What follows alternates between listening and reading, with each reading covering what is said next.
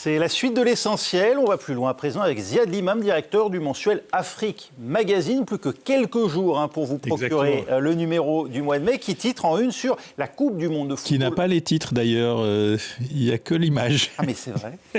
Bon, en tout cas, c'est sur la Coupe du Monde sur cette Coupe du Monde Made in Trump. Made in Trump, Coupe du Monde en Amérique du Nord, mais avec un nombre record de 10 sélections africaines engagées. Exactement, s'ils ont tous leur visa. Ouais. Made in Trump, d'ailleurs, il l'a encore redit aujourd'hui, le président américain, c'est au monde de s'adapter aux États-Unis et pas l'inverse. Dernière déclaration à la matière de Donald Trump qui vient illustrer effectivement la une d'Afrique Magazine, ça promet. Face à vous, Anne Corpet, chroniqueuse internationale ici à France 24. Bonjour Anne. Bonjour. Au sommaire, ils furent longtemps proches. La rivalité éclate désormais au grand jour et au sommet entre Bassirou Diomaye Faye, président du Sénégal, et son mentor et jusque-là Premier ministre Ousmane Sonko, limogé, qui retrouve une tribune susceptible de compliquer singulièrement la donne pour l'exécutif à la présidence de l'Assemblée nationale. Israël, de son côté, revendique la mort du chef de la branche armée du Hamas. Alors qu'on l'apprend par notamment nos confrères du FT, le conseil de paix de Donald Trump a bien du mal à démarrer. Pour l'heure, il s'agit surtout d'une coquille vide pour celui qui avait espéré faire de la bande de Gaza une Riviera au Proche-Orient. On en parle dans un instant. On va plus loin.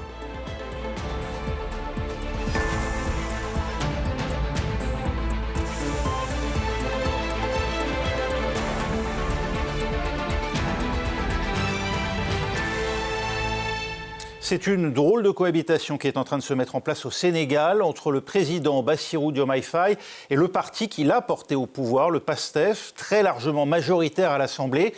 En cause, le limogeage du Premier ministre et figure emblématique du PASTEF qu'il dirige, Ousmane Sonko, qui s'est fait élire dans la foulée à la tête du Parlement sénégalais. Un poste où d'aucuns l'imaginent mener à une opposition acharnée à son allié d'hier. Elimane Dao à Dakar, comment se passe l'installation d'Ousmane Sonko dans ses nouvelles prérogatives ? Écoutez, Ousmane Sonko a bien été installé hier dans ses nouvelles fonctions de président de l'Assemblée nationale après une procédure express d'abord de sa réintégration à l'Assemblée nationale, car il aura fallu réactiver le mandat qu'il avait suspendu selon ses collègues, sa formation politique, lors des dernières législatives de 2024. Et ensuite, une élection où il a été élu avec 132 voix sur 133 votants. Il s'est bien installé. Lorsqu'il a pris la parole, Ousmane Sonko a félicité le nouveau Premier ministre qui a été nommé Ahmadou Al-Aminoulo et a également lancé un appel indirect au président Bassirou Diomaye Faye en disant que le PASTEF serait disposé à travailler avec l'exécutif, mais en gardant sa liberté, c'est-à-dire de valider, de voter les lois qui, selon eux, sont bons pour le pays, et de ne pas voter les lois qui auraient les effets contraires. Ousmane Sonko a également tenu un discours sur la vertu en politique, s'arrogeant un peu la posture du plus vertueux parmi les hommes politiques sénégalais. Il faudrait quand même aussi dire que cette installation a été critiquée par l'opposition sénégalaise qui estime qu'Ousmane Sonko ne pouvait pas revenir à l'Assemblée nationale en tant que député, car il n'a jamais pu occuper cette fonction. L'opposition qui dénonce plusieurs irrégularités et qualifie même ce retour d'Ousmane Sonko à l'Assemblée nationale de coup d'État, de coup de force, de coup d'État constitutionnel, si je reprends les termes qui ont été utilisés par certains députés de l'opposition et parmi également les députés non inscrits. Le Premier ministre fraîchement nommé Ahmadou Al-Aminoulo a les moyens, lui, de gouverner ? Écoutez, pour cela, on va vraiment attendre de voir les premiers actes qui sont posés par les uns et les autres, car on assiste vraiment à une situation de cohabitation politique où l'exécutif est contrôlé par le président Bassirou Diomaye Faye, qui aura bien évidemment sous ses ordres, qui va définir la politique du gouvernement avec le Premier ministre. Et de l'autre côté, le pouvoir législatif détenu par une écrasante majorité par le PASTEF d'Ousmane Sonko. Le PASTEF a même communiqué hier à travers un communiqué dans lequel le PASTEF informe que certains même de ses membres ont été contactés pour la formation de nouveaux gouvernements. On est toujours dans l'attente de la formation de ce gouvernement. PASTEF qui réitère sa disponibilité à accompagner les autorités au pouvoir et tout cela de façon responsable, avec une collaboration franche, mais qui pose plusieurs conditions. Parmi ces conditions, l'engagement à rester fidèle au programme qui a élu Bassirou Diomaye Faye et Ousmane Sonko, car les deux hommes, il faudrait quand même le rappeler, ils étaient ensemble en campagne électorale. Le blocage des mesures de hausse du coût de la vie, mais aussi le dernier point, la structure et la répartition des portefeuilles ministériels. PASTEF veut avoir son mot à dire sur le choix des prochains ministres, et tout porte à croire que s'il n'y a pas d'entente, s'il n'y a pas d'accord entre les deux institutions, il pourrait y avoir certainement des blocages, même si le président de la République a des moyens constitutionnels pour pouvoir les contourner. L'Assemblée nationale a également des pouvoirs pour mener la vie dure à l'exécutif pour le reste du mandat ou même jusqu'à la fin de l'année, car le président Bassirou Diomaye Faye aura peut-être la possibilité en fin d'année de dissoudre l'Assemblée nationale s'il ne trouve pas d'entente avec l'opposition parlementaire. Merci Limane Daho en direct de Dakar pour France 24. Ziad Limam, dans les heures qui ont suivi son limogeage, Ousmane Sonko a fait valoir la légitimité populaire dont il s'estime investi, comme pour compenser le fait que c'est Bassirou Diomaye Faye qui a été élu directement au suffrage universel. Oui, enfin c'est quand même une histoire... C'est homérique, hein. C'est quand même deux frères. Pour ceux qui suivent la politique sénégalaise, c'est le fondateur du PASTEF, le cofondateur du PASTEF. Ils montent ensemble les premières élections. Ils viennent de la même école, c'est-à-dire de l'administration assez puissante des impôts et des finances. Ils ont un peu le même format mental. Sonko étant plus celui qui va vers l'extérieur, le tribun, l'homme des meetings, l'homme du rassemblement, etc. Et Diomaye Faye étant, dit-on, peut-être plus le théoricien et celui qui est un peu dans l'ombre, mais qui organise. Alors ces deux hommes arrivent au pouvoir ensemble. Alors évidemment pas dans la position qui était prévue. Le plan A c'était Ousmane Sonko, le plan B c'était Diomaye Faye, le plan B est devenu A parce que Sonko avait été invalidé par une condamnation judiciaire. Donc au cœur de cette histoire, il y a quand même une fracture humaine assez spectaculaire entre deux personnes qui ont cheminé ensemble, et y compris sous les coups, y compris dans l'adversité. C'est-à-dire ça n'était pas un chemin de rose. Donc voilà. Mais quand on arrive au pouvoir, les choses se déglinguent parce que d'abord, je pense que quand on est président, on est président. Et que même si on essaye de ne pas l'être à 100%, c'est le président qui voyage, c'est le président qui reçoit, c'est le président qui est au palais. Et ça crée une tension, clairement, dans les entourages aussi, entre ceux qui sont chez le président et ceux qui sont chez le Premier ministre. Et puis, plus fondamentalement, sur la perception de la révolution sénégalaise. Parce qu'il faut quand même se rappeler aussi qu'au départ, on est dans la révolution, on est dans la rupture. Ousmane Sonko a écrit un petit livre récemment, qui reprend des discours de 2025, Continuons, Fanon. L'anticolonialisme, la rupture, la bourgeoisie parasitaire, tout ça, c'est dans la campagne. Mais très vite, au fil des mois et des années, se développe une espèce et face à des difficultés financières extrêmement importantes, la fameuse dette cachée, mais la dette tout court, les encours, la crise du Golfe qui vient rajouter une crise des subventions. Donc l'État sénégalais est à sec, et donc dans ce contexte, il y a vraiment une aile qui devient plus pragmatique et qui se regroupe, disons, autour de Diomaye Faye, qui relance Diomaye président, la coalition, et une aile qui reste fidèle à la révolution, et qui est le PASTEF d'aujourd'hui, qui est le PASTEF qui est à l'Assemblée. C'est pour ça aussi que c'est intéressant, parce que c'est comme si le PASTEF se décrochait finalement du pouvoir tout court, celui de l'exécutif, et qu'il allait vivre sa vie de parti révolutionnaire, et que quelque chose pourrait se créer, s'ils en ont les moyens, du côté de Diomaye, pour inventer une autre formule. Mais si on ne trouve pas de solution, c'est une cohabitation dure. Il y a des élections en 2029. Ils sont tous les deux quand même dans un même bateau qui pourrait relativement sombré et ils ont tous les deux porté un défi financier, économique très lourd et qui est dans les semaines, mois qui viennent. Les échéances qui arrivent sur la dette, c'est juillet, je crois, septembre, octobre. Il y a des échéances énormes et je vous parlais de la crise des subventions pétrole, etc., qui ont explosé à cause de la crise du Golfe. Le risque, Anne Corpet, c'est quoi? C'est un scénario à la française, c'est-à-dire un gouvernement privé de majorité, bien que en tout cas avec un socle ultra-majoritaire à l'Assemblée au moment de l'élection? En fait, les deux hommes doivent apparaître quand même comme des hommes responsables. Celui qui ira à l'affrontement pourra être rendu responsable par les Sénégalais du blocage du pays. Donc ils ont quand même intérêt, malgré leurs ambitions concurrentes, à trouver une forme de cohabitation qui fonctionne face aux difficultés économiques extraordinaires du pays.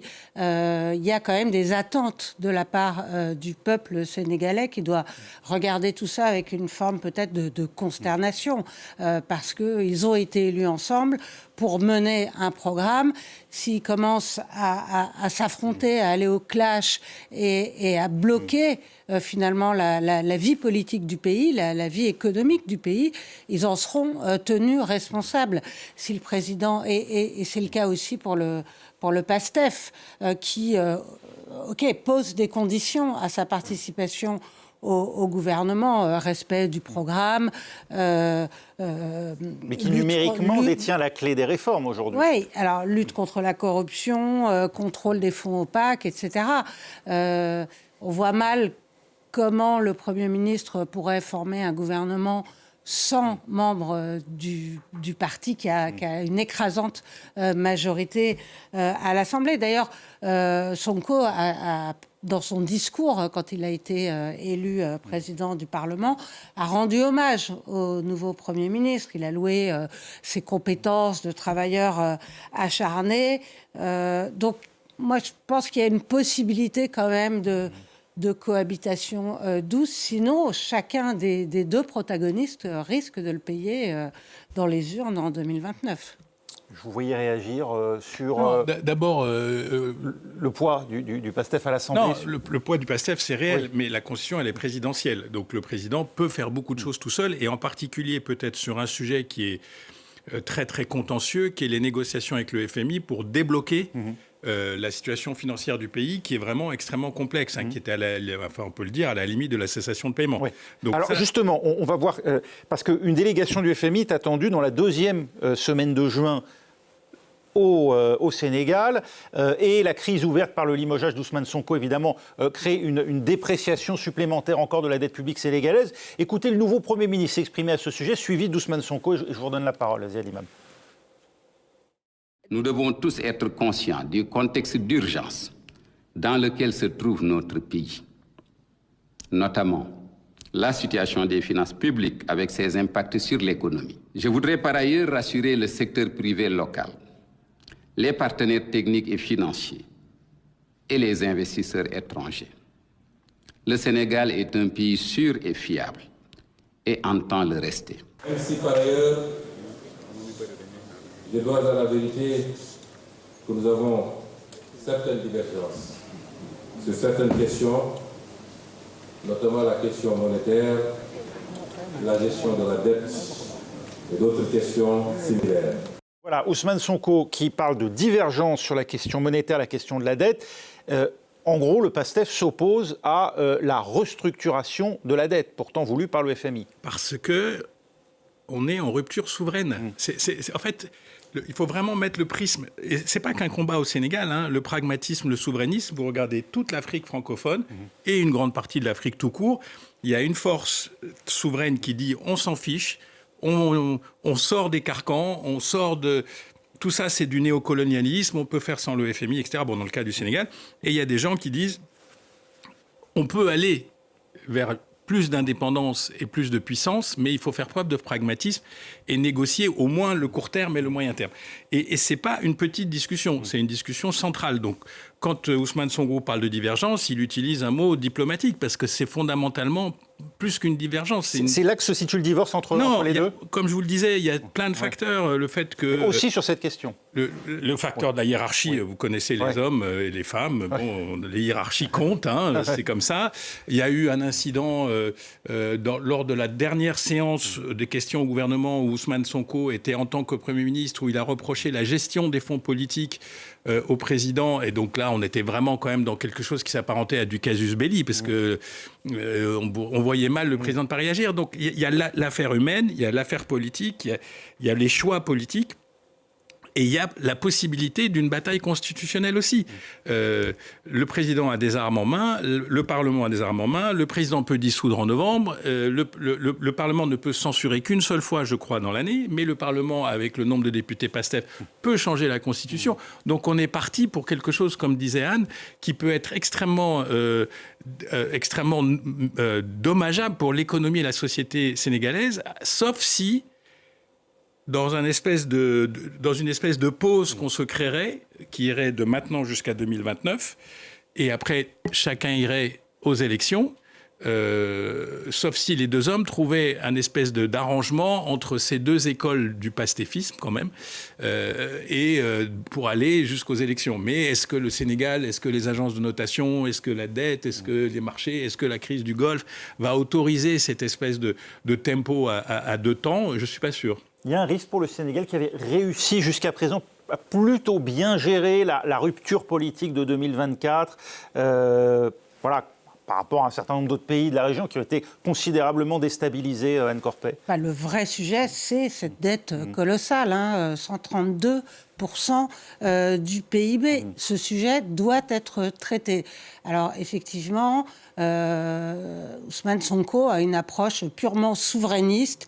Il ne veut pas entendre parler d'une restructuration sous l'égide du Fonds monétaire international.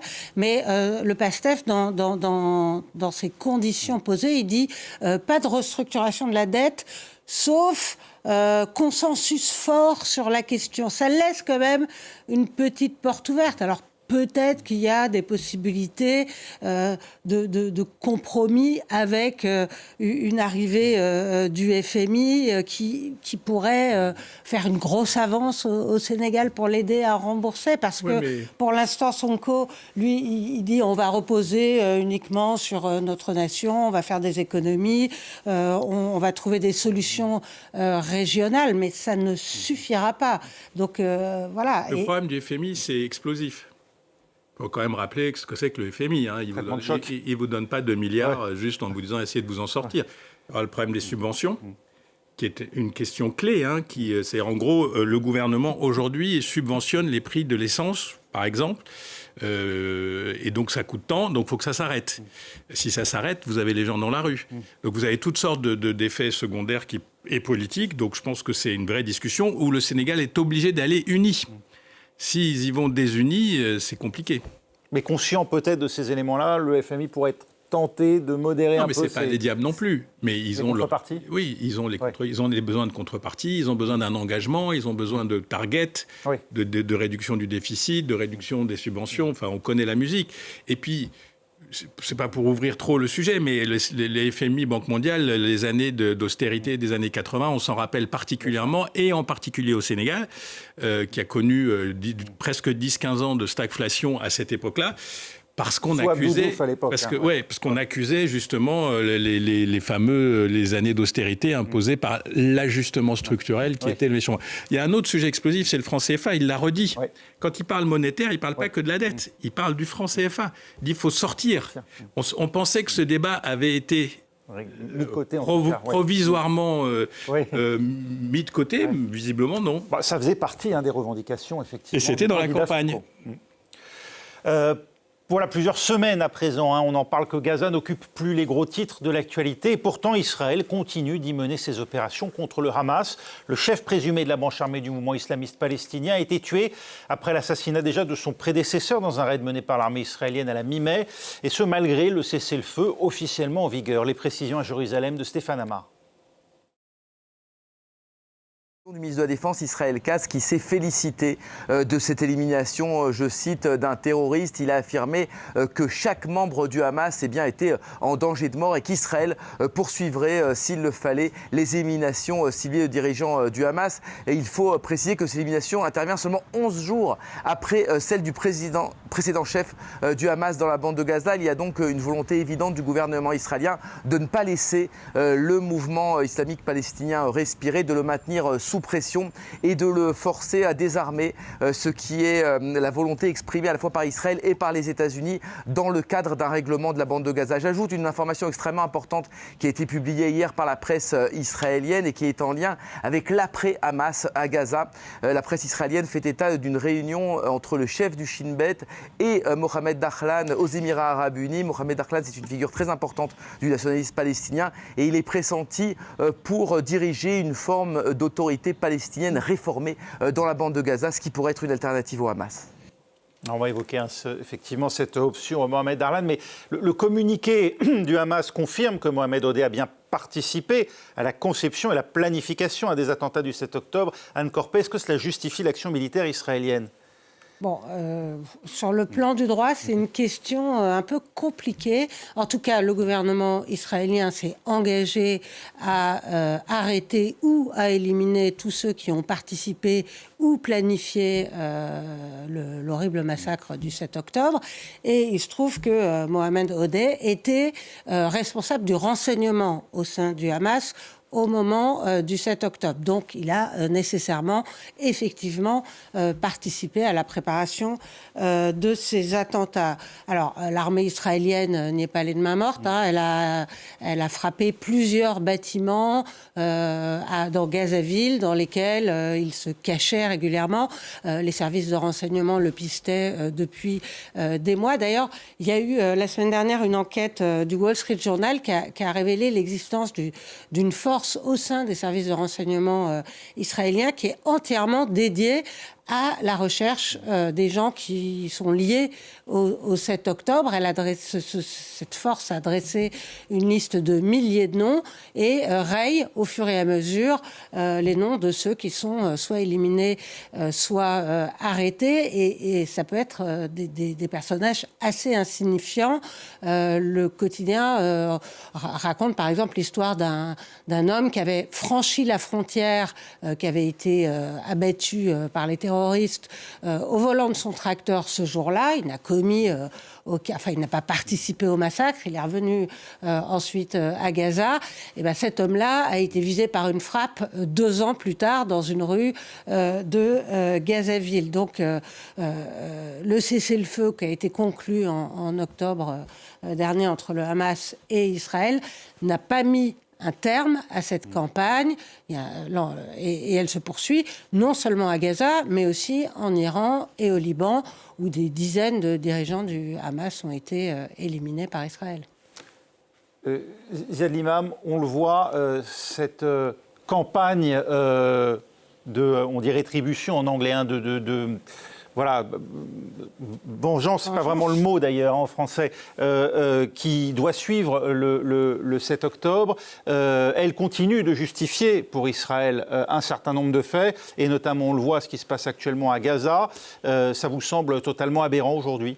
Je pense que ce que vous appelez la campagne de rétribution, elle est presque parallèle au dossier Gaza lui-même. C'est-à-dire les Israéliens disent, ceux qui ont fait le 7 octobre, pas un d'entre eux n'en sortira vivant. Vous vous rappelez les fameux commandos après Munich, etc. Donc ça, c'est théorisé, ça change.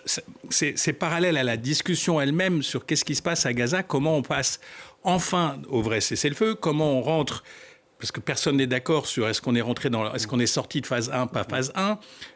Est-ce que les gens disent. D'abord, il faut rappeler 70 000 victimes. Probablement 130 000 blessés plus ou moins graves. Toujours pas d'aide humanitaire, c'était prévu en phase 1.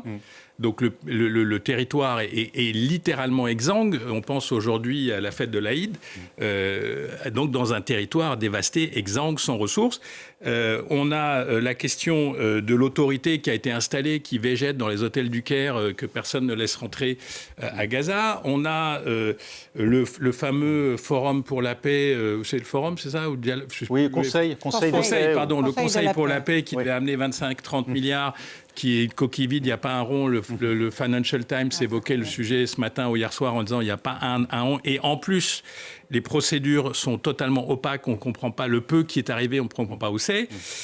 Et donc, il y a au fond du fond une population gazaoui qui se sent littéralement abandonnée du monde entier, et en particulier des États-Unis, parce qu'il y a eu un moment Trump. Il y a eu un moment, Trump va nous sauver, va nous sortir. Il décrivait un avenir radieux pour les habitants. Oui, enfin radieux. Il y a eu la folie de la Riviera, puis après il y a eu le cessez-le-feu quand même, et puis il y a eu le projet Sharm el-Sheikh, on s'en souvient.